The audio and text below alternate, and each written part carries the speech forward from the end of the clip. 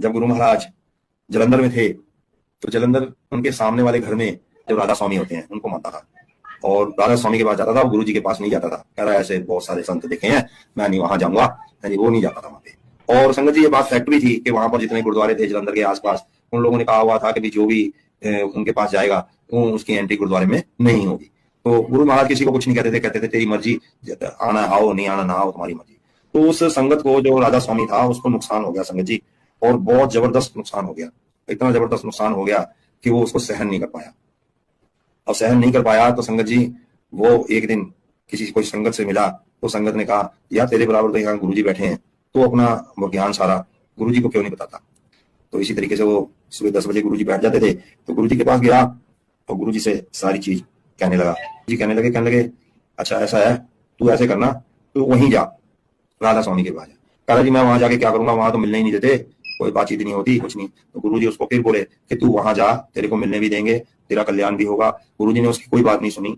वो मामला क्या था मैं बताता हूँ आपको। मामला ये था कि उसको काफी पैसे का नुकसान हो गया था। वो नुकसान इतना भारी था कि भी वो मतलब सहन नहीं कर पाना था, और उसने कहा था अब पता नहीं क्या होगा क्या नहीं होगा। तो गुरुजी ने जब उसको आदेश दिया तो वो वहां गया। वो कहने लगे आप कर दो मेरा कल्याण।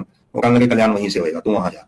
तो गुरु महाराज ने वहीं भेज दिया, वहां चला गया वहां। तो जाके उन्होंने वहां पे सेवादार को बोला कि ऐसे ऐसे मेरे को अंदर मिलना है, जो उनके गुरुजी थे राधा स्वामी। तो उन्होंने वहां पर्ची लिख के दे दी।